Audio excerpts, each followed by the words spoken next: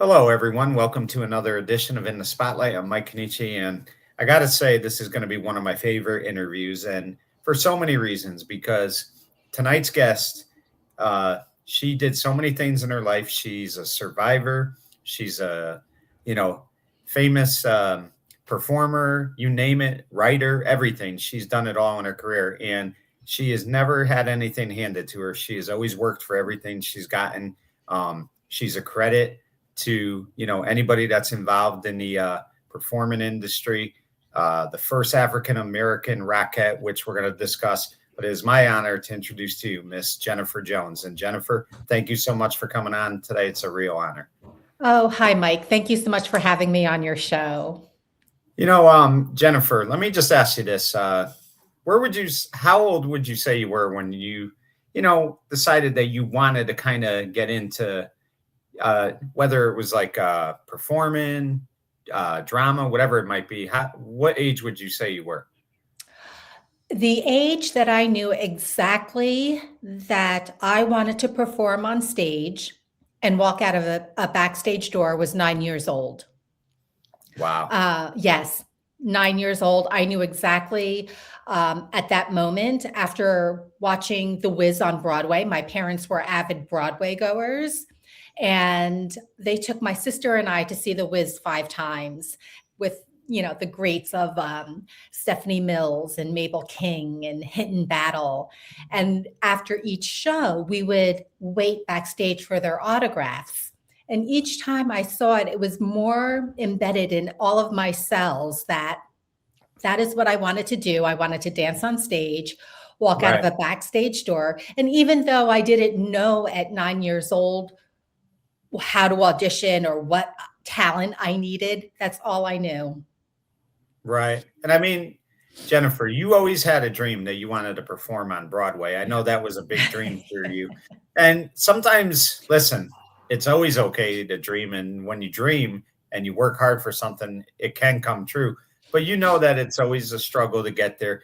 What were some of the challenges you faced early on in your career? Well, learning the ropes of the business, learning how to audition, learning where to find the auditions, what to wear, how to wear my hair, learning the dedication of honing in on my craft, taking the dance classes.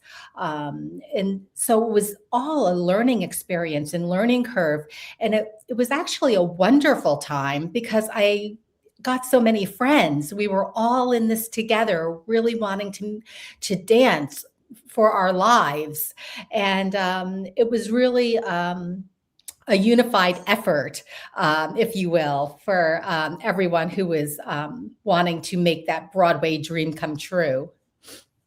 Right. And, the dream did obviously come true. And one of the highlights was the performance on 42nd Street, and you won the Tony Award for Best Revival of a Musical. Just talk about what that was like for you and how, awesome that was to do that.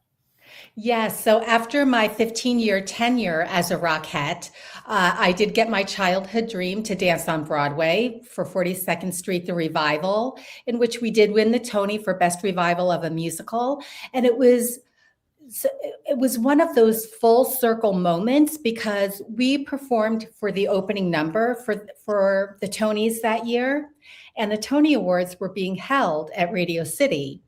Right. And so I was dancing as a Broadway performer in my home of 15 years at Radio City. And winning the Tony on top of it was really a full circle moment. And I loved performing 8 shows a week for the full run of 42nd Street.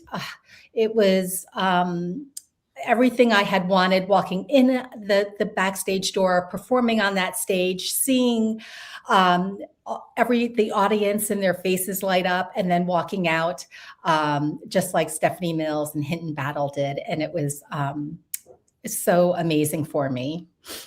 Right. And Jennifer, the other thing I always say whenever I interview somebody who's done Broadway, who's done a play, whatever it might be, see, when you're acting and you're filming, you could mess up 100 times and you could keep doing it till you get it right. But when you're performing, you have to be on your game each and every night. And while I know it's so much fun, you get that rush. I mean, do you get nervous for each show? I mean, does that still happen even to this day?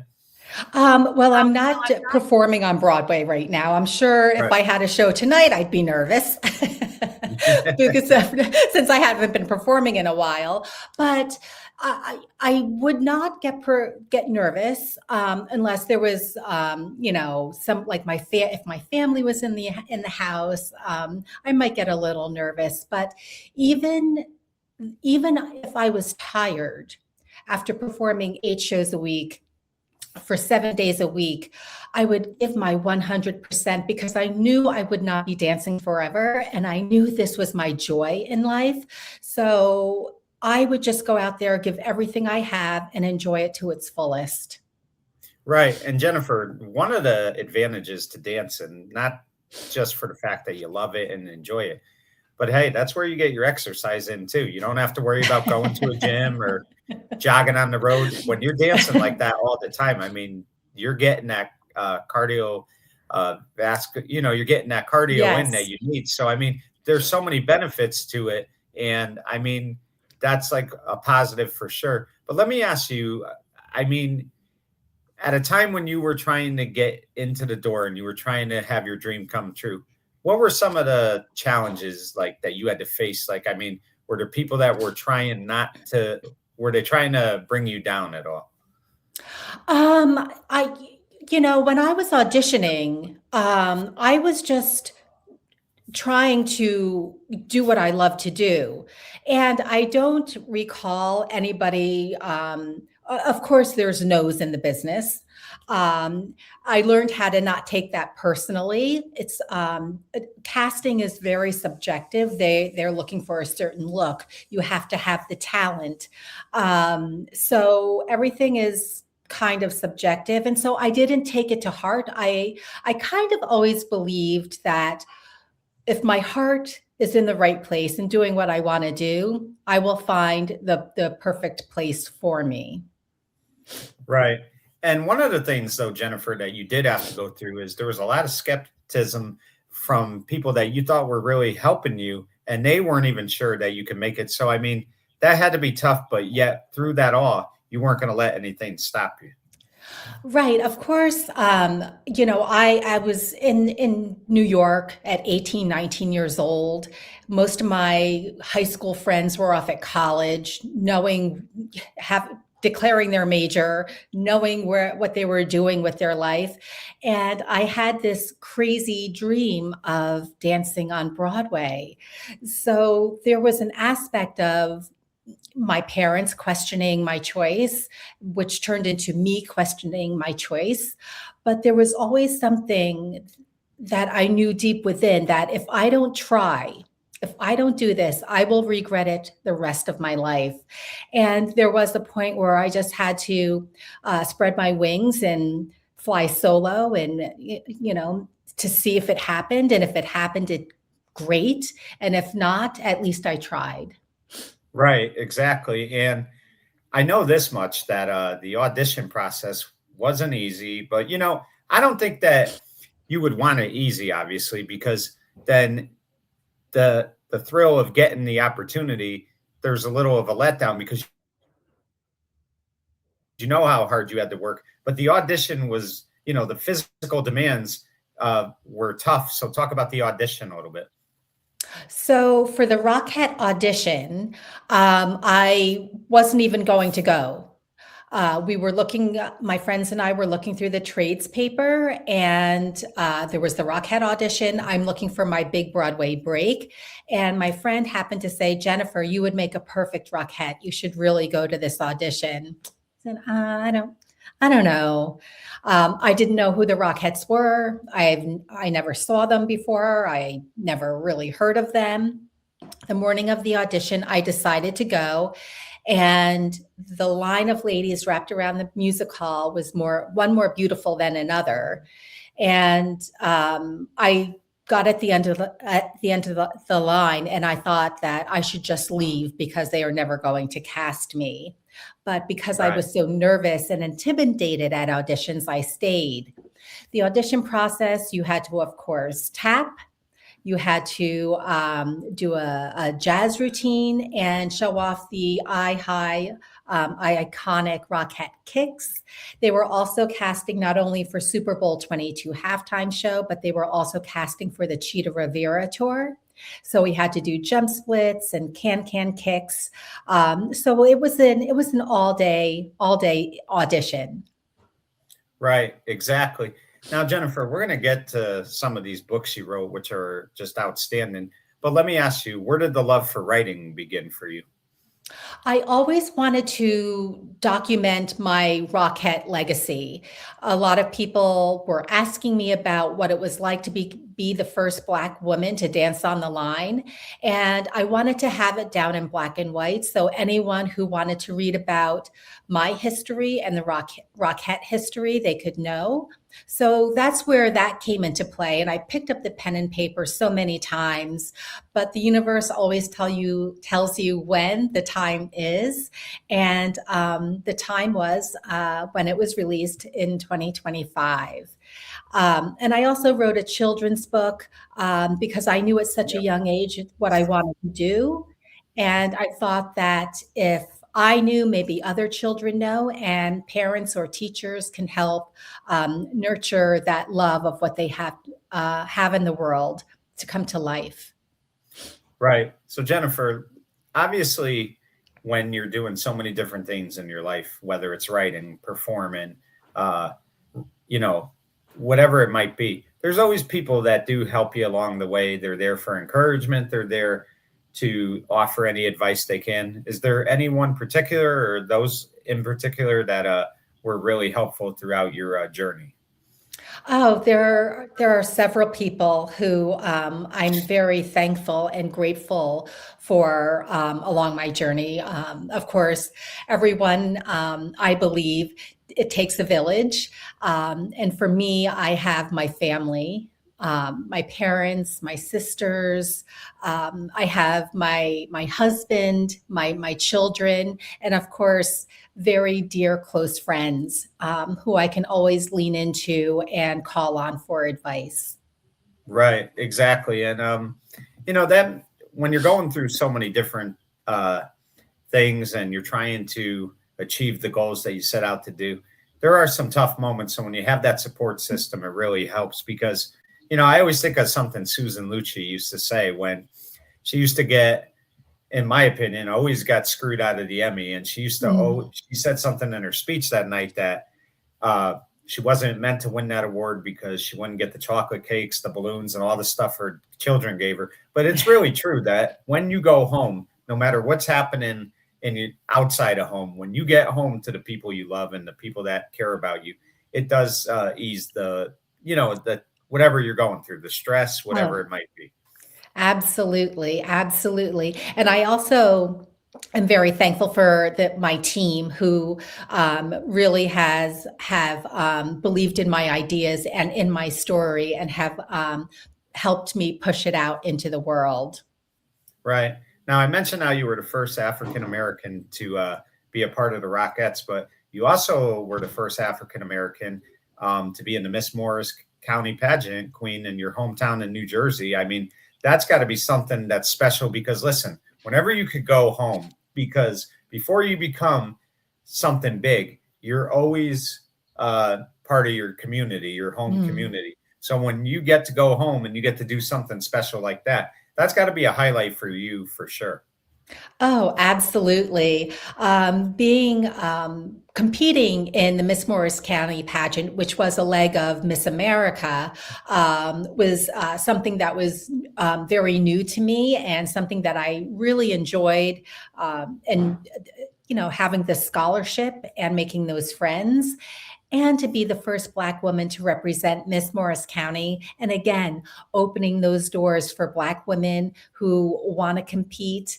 And now they have that doorway to have themselves called Miss Morris County. Right. Jennifer, I was thinking about this. It's always nerve wracking. Or, you get nerves no matter what you do. I do a show, I get nervous too. But when you had to perform that first ever performance with the Rockettes, Obviously, you were nervous, but I have to believe that in the back of your mind, you said to yourself, if I had the courage to audition in the first place, then I know I have the courage to perform on Broadway. So let me ask you, what was harder, the audition or the actual first performance? The first performance of with the Rockettes. Yes, yes. Um, well, I'll have to say my performance with the Rockettes was more nerve wracking than the audition. I went into the audition trying to learn how to audition. Like I said, I didn't know who the Rockettes were. I didn't really, I was just trying to, I was 18, 19 years old. I was just trying to figure out how to audition. Um, so having the job offered to me and actually being the first Black woman in its 62-year history to dance on the line, that was definitely more nerve-wracking. Yeah, definitely. And I mean, you have to be proud of that, though, Jennifer, because not only being the first African woman to perform, but you opened the door for so many others to get that chance. You know, in baseball, Jackie Robinson, he opened the doors for African Americans in baseball. Mhm. You can make the argument in football. Gail Sayers or Jimmy Brown, whoever it might be, they opened the door so people could get their foot in the door. And you did that for so many people. So, wow, it's definitely a highlight for you that you were the first African American to get to perform with the Rockettes. I bet the biggest thrill, though, is being able to open the door for so many others to follow. Absolutely. And there's so many ladies that have come after me that have called themselves Radio City Rockettes, and current ladies who have had years, at least 20 years on the line, and still calling themselves Rockettes. It was an amazing journey for me. Right. Now, Jennifer, I remember there were a couple of times, obviously I was too young, but I saw different reruns of stuff. I saw Liberace a couple times perform with the Rockettes a little bit. Did you get an opportunity to perform with Liberace, or was that before you? That was before my time, but the ladies still talked about it, and that was one of their most favorite performances, performing with him. Right. And I mean, just talk to me about what getting to be doing Radio City Music Hall, because that's everybody's goal, obviously. I mean, that's really, the foundation for everything. So talk about what that was like. Yes, I've toured. I've toured the country as a rockette and have performed in thousands of theaters. And Radio City is my favorite. It's a landmark building in New York City. It consists of three separate elevators which move back and forth. It has a turntable. In the Christmas time, they have an ice rink that comes up. The orchestra pit moves up and down and all around. And it was actually held, the hydraulic system underneath was very protected in World War II because they didn't want anyone to steal the idea of the hydraulic system. It's a beautiful, beautiful theater. Right. Absolutely. And I mean, just the rush that it's got to be for you when you're out there. You alluded to it earlier. You got to perform at the Super Bowl, and listen, that's when you've really made it too. Is when you get to be part of the Super Bowl halftime show, because that's the big thing. Everybody always talks about what's the halftime show got to be. So that had to be another, like, never mind like a thrilling moment for you, but it had to be where you said, you know what, I've made it. I am definitely here. I have not completed your journey, because you're still doing so many great things, but you completed a part of a journey that you set out to do. Yeah, so performing in the Super Bowl 22 halftime show was absolutely amazing. I can still remember that moment to this day, being nervous before the show started. And then once I ran out on the stage and took my place, it was just like I was supposed to be there. It felt amazing. And I'll never forget my first time dancing at Radio City Music Hall. It was during tech rehearsal. We were doing the kick line for Christmas in New York, and just looking out in the vast house that seats 6,000 people, it took my breath away, so much so that the woman next to me knew that I had gotten a little jolt. And she said that it happens every time. It's such a beautiful, beautiful theater. Right. Jennifer, I'm very happy that I got to interview you at the time I did, because we recently just had Black History Month, and now March, as you know, is a special month because it's Women's History Month, and it's also the awareness for colon cancer and things like that. So Yeah. let me ask you this though first. How important is Black History Month to you? Because I think that's something every year that I get excited for, and you get to learn so many different things. And I just love it. And I love that they celebrate it every month, every year in February, because we cannot forget just how important Black History Month is. Absolutely. I think it's extremely important that we know our history. As my family says, you don't know where you're going if you don't know where you came from. So it's important to know who we are, what our roots are. And there are so many inventions that have been developed by Black people. So many incredible doctors that are Black, like the first Black open heart surgeon. It is incredibly important that we learn our history. And I'm so thankful for February being deemed Black History Month. Yeah, I mean, it's just something that they put together many, many years ago, and I just always enjoy it every month. And I think it's important because you really are an advocate for the importance of it. And the other thing, Jennifer, that I really love that you're doing, because you are a survivor of colon cancer. And here's the thing.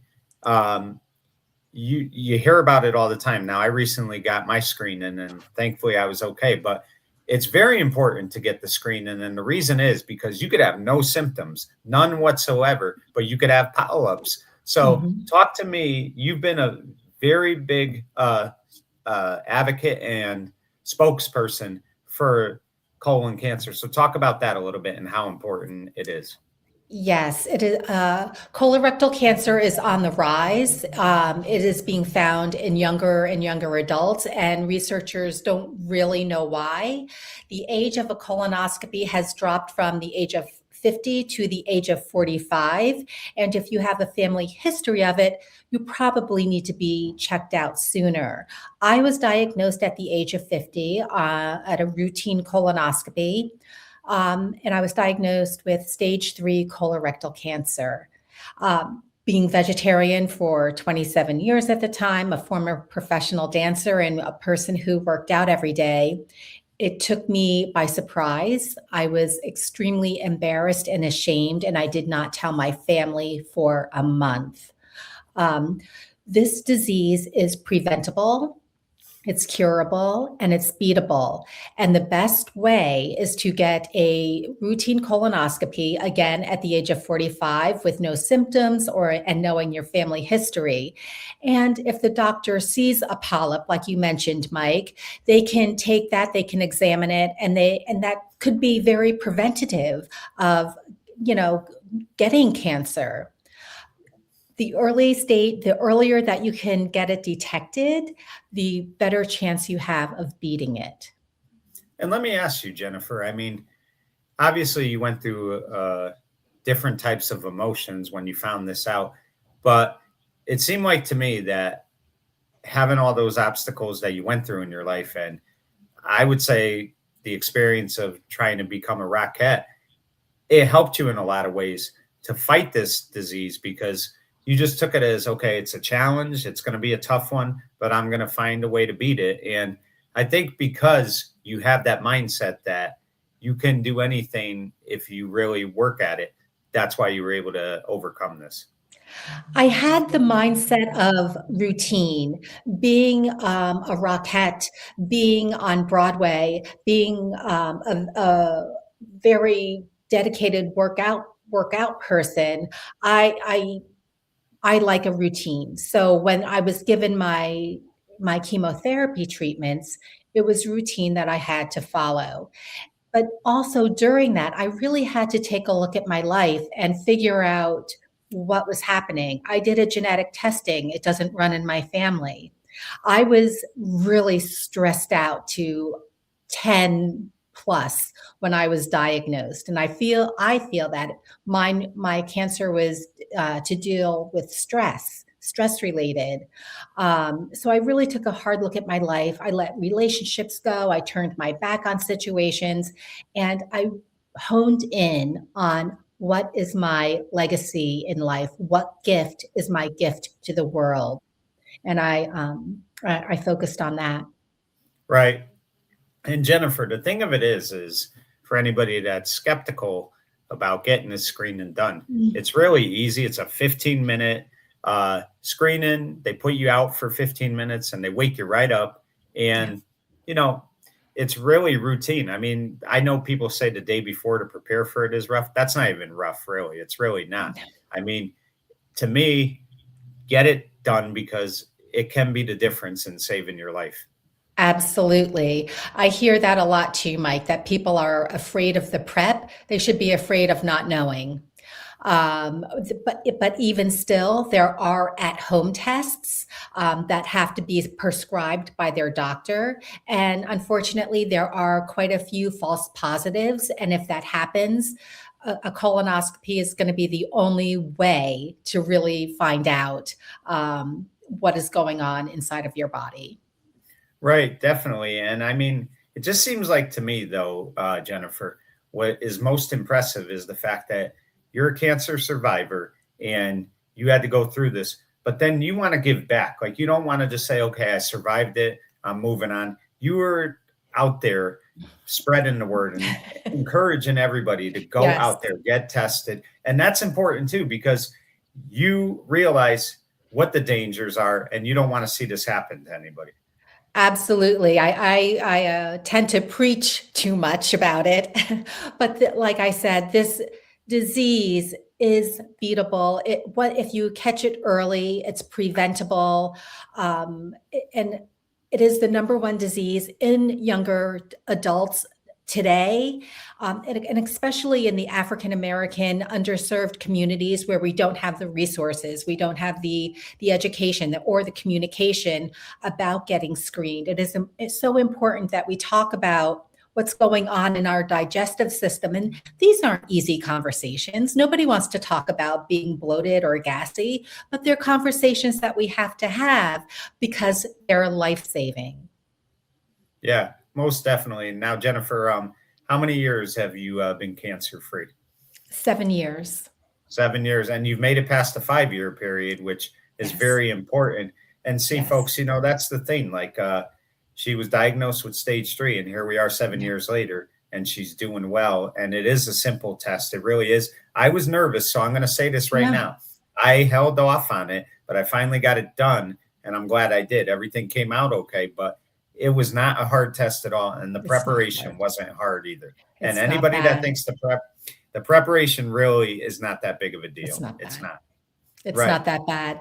And I also just want to piggyback on that and just let everyone know that they should be very comfortable with their doctors, that they should be able to ask questions and not feel rushed out. And if that is the feeling, find another doctor. Don't not go to the doctor, find another doctor.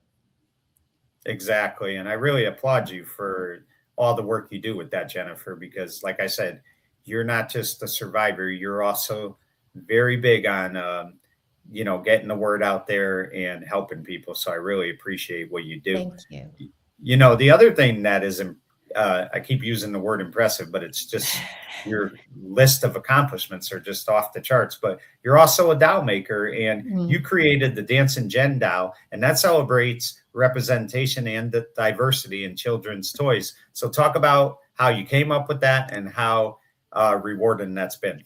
Oh, so I came up with the idea of Dancing Jen when I was coming out with my children's book. I wanted something tangible that the children could hold on to and know that thoughts become things, always dream big, never give up.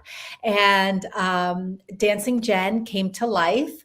I had the help of another woman who makes dolls, and we made Dancing Jen. We made her costume fit to a T, her hair, her makeup, and she's just beautiful. You can find her at Walmart Marketplace, and kids love her, and it's a collectible. Right. And I mean, it's really cool that you're doing that. And I mean, listen, I'm sure like nowadays, listen, we know a lot of stuff's online, but if you're walking in a store and you happen to see that, I mean, that's got to be something that makes you proud because you know the hard work you put into making this Yeah. happen. And you're not just doing it just to say, okay, I created a toy. You're doing it because there's something behind it and there's Yes. something that represents it. And that's how you've been with everything. And I think that's very important because it has meaning to it. Yes, yes, and thank you for saying that. Every child that has got bought Dancing Jen, I have so much feedback that they are reminded to never let go of what makes them most passionate to do in the world, whether it's cooking or becoming an astronaut or a soccer player. They have that doll to hold on to. Right, exactly. Now let's talk about the writing because it's phenomenal, Jennifer. And I mean, Thank you. the book On the Line, your story of becoming the first African American Rockette. I mean, just talk about how you decided that you wanted, with everything you've done, activist, author, all this stuff. How did it all become where you wanted to, just continue to write these great books? I came up with On the Line because I knew as a child what I wanted to do at such a young age. And I thought if there is another child out there who knows what they love to do, whether it's, hiking or climbing walls or being a gymnast, that they could do that too. And what I love about most about this book is the last page, and I hope it can foster a conversation between the parent and child or the teacher and their class about what they love to do most in the world. Maybe it's something that was never asked, and maybe it's something that can be, that they can show the kids, give them more to show about what they love. Right. And I really think it sends a great message. And again, Jennifer, that's the thing about you is everything you do. Listen, some people they come up with stories in their head and they're great storytellers and they do great books. But it seems like to me, whether it's the toys that you put out there, uh, the books you put out there, there's a purpose and a meaning Yeah. behind all of it. And it's almost like, even though it's not music per se, you are making beautiful music with the stories you're telling. So that's Thank got you. to be something that makes you very proud. Yes, absolutely. Even with my memoir, Becoming Spectacular, I Yeah. just don't document my Rockette legacy. I talk about what my life was after the stage, after my dancing career, when 42nd Street closed and I had two small children at home, and auditioning doesn't pay the bills, and what happened in my life after that. And then I talk about my cancer journey. So there's something I hope that everyone can appeal to, and maybe life is without, everyone has challenges in life. Maybe someone can read something and maybe I can give some hope or a light or something to help them go through whatever challenges they may be going through. Yeah, and I mean it's a great attitude to have, and I mean I really applaud you for that. Now let me ask you this though, Jennifer. I didn't really ask this, but I was curious about this. Did you growing up, I mean, like whether it was in high school, elementary school, did you face a lot of uh, racial issues? Like, I mean, did you have to go through that a lot, or So I grew up. I'm born and raised in New Jersey. I was born in Newark. My family and I lived in Hillside for up until fourth grade. I'm a biracial woman. My mother is white and my father is Black. And once we moved to Morris County, which was mostly a predominantly white community, there were some racial tensions, but I, being naive, I didn't see a lot. I have a sister who is a little bit older. She experienced more than I did. Um, if someone was mean to me, it could have been, looking back, could have been racially motivated, but I just took it as they just didn't like me. Right. And the thing of it is, though, Jennifer, again, I was born in the 70s, but I feel like, and the reason I say this is some of my favorite shows. I love Good Times. I love The Jeffersons. I love Julia. I thought that was a great show. But it seems like to me, in so many ways, like that's why I feel like Martin Luther King, he's such a powerful person, because his speech that he brought that day, it really kind of turned the page. Because yes, unfortunately there's still racism in this world, and it's not completely eradicated, but it's 100 times better than it's been. But it seemed like to me in the 60s and 70s, really it started to turn the corner. And a lot of that, you have to credit a man like Martin Luther King. And while I said to you, and it's true, you paved the way for so many African women, and to do things like the Rockettes and stuff like that. He really paved the way for so many to finally feel like they could live in the same society, which they always should have been able to do, and not have all these, all the hate that they had to go through. Absolutely. And moving up to Morris County when we did, in the late 70s, early 80s, there, coming back from conversations with my family as an adult, my father experienced racism in Morris County.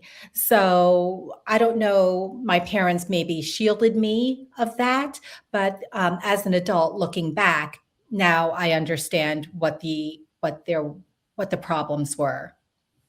Right, exactly. And it really is great to see that in today's world, you feel like now everybody's equal, and that's what it should have always been for so long. And so many people, we could talk about so many people. Like I love Stevie Wonder. I think like his music set the stage for so many people. Ray Charles, Diana Ross.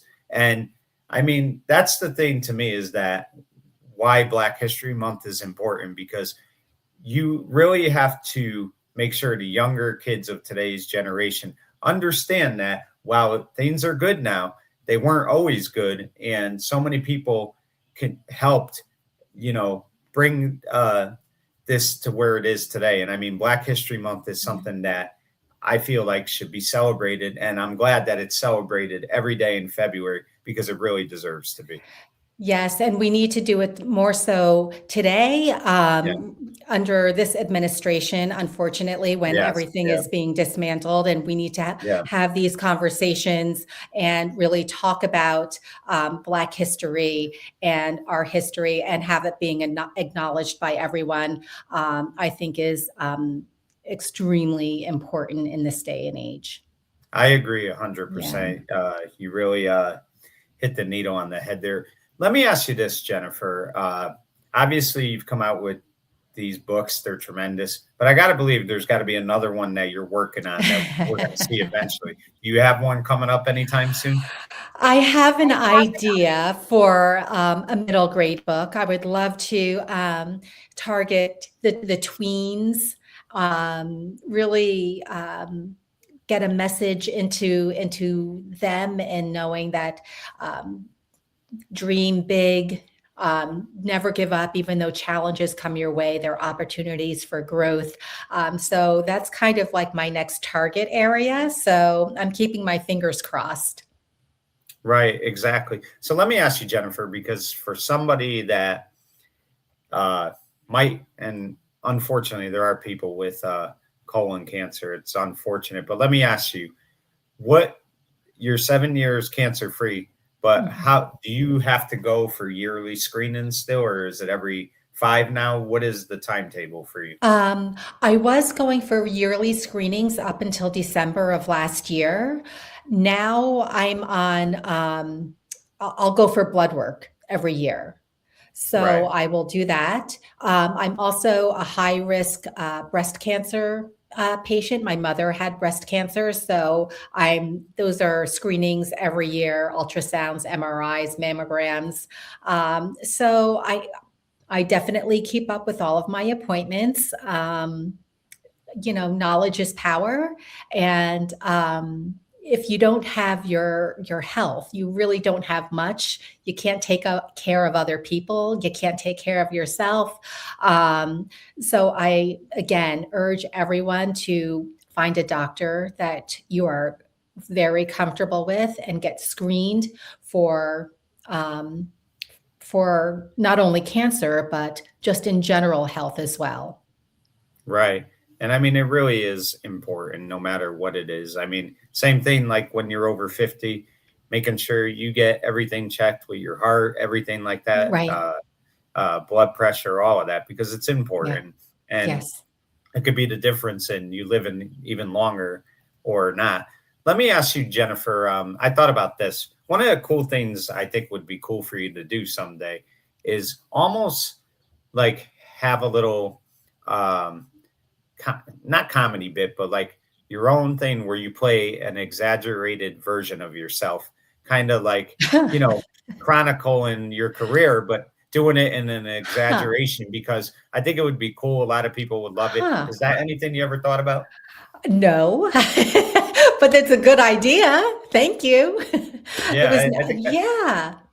No, I hadn't thought about that. Yeah, I think that'd be really cool. I just think you're a very creative person. You're Huh. very innovative, and let me ask you couple more questions. One I wanted to ask you, I mean, we talked about your family a little bit, but I mean, I think the most important thing to you is that you've been able to be a wife and a mother, and that's something that's very gratifying to you. So just talk about like how important through it all having your family around you got you through some of the toughest moments. Oh, yeah. Like I said, before, it does like really take a village for any challenge that you go through, but also a triumph that you want to celebrate. Of course, you want to celebrate it with your family, and having my parents and my sister and my children and my husband and everyone around, not only celebrating my wins, but also being able to celebrate theirs is part of life. And it's you want your loved ones to succeed, and you want to see them grow and expand, but you also want to be that soft place to land when that challenge comes up as well. Right, no doubt about it. So, Jennifer, final question: what could we expect from right now? We're in March, obviously. What could we expect from Jennifer Jones from March until the end of 2026? I mean, what could we look forward to? Ooh. Well, hopefully, I'll have a first draft of my middle grade book done. And, I would love for On the Line, my children's book, to become a cartoon. So I'm kind of like dabbling into that. I don't know, maybe something will come up. And I don't know, maybe a couple other surprises. Well, that's awesome. And Jennifer, this was a real honor for me. Wanted to interview you for so long, and when I saw the opportunity, I was just like so happy. And I knew 6 weeks in advance this was going to happen. So I knew I had plenty of time to prepare, and I was just so excited. But the most important thing, Jennifer, is I really do, like I said, applaud everything you do, no matter, never mind the fact that the stuff you did in your professional life, what you did in your personal life, and how you continue to be a strong advocate for cancer screenings and the importance of it and trying to help people and understand that while you survived, it's important for so many others to continue to do what they have to do to, be healthy, happy and healthy. So I really admire you for that more than anything else. You're a credit to the industry. You're a credit to your family. And thank you so much for giving me some time today. I really do appreciate it. Oh, thank you, Mike. Thank you for having me on. I totally appreciate it. Thank you. Well, thank you again. And folks, there you have it. You just got to know Jennifer Jones for the last hour and talk about a person who did so many things in her life. But I think what really stands out more than anything else, she embodies perseverance. She epitomizes adversity. And those two things right there are why she's been so successful in her life, because nothing has ever been easy for her. And with that said, she's never asked anybody to feel sorry for her. She's went out there day in, day out, and always took advantage of what the day could be for her. And she never took it for granted.